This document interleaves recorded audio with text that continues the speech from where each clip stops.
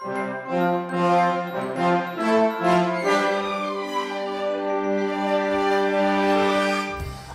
came home one day from work. My grandfather, Bill, said, "Someone stopped by today about a tree for Christmas." And I said, "What does that mean?" We were just in Menominee County looking around trying to find some trees, and we happened to drive through Stevenson and drove right by this house, and there it was. So we got out and started talking with the homeowners. My grandfather's 90 years old. I can't take him to a lot of activities, so this was an opportunity to quite literally bring one to him for something for him to experience.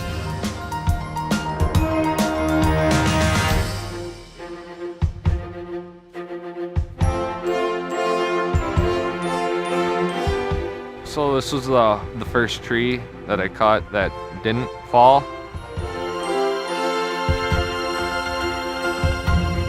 It was a lot of fun watching and listening to the kids. I could hear them when I started cutting into the tree. You could hear the kids getting all excited, and I've never felt that way before with all the spectators and everything.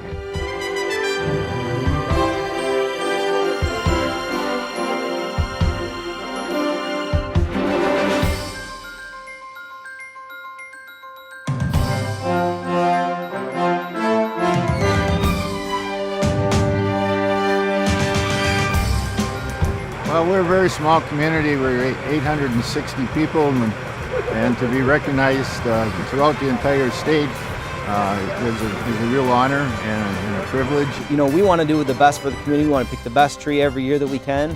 And when we get to a place like Stevenson here, for example, everybody's so inviting and everybody's just open arms. They're out here donating their time.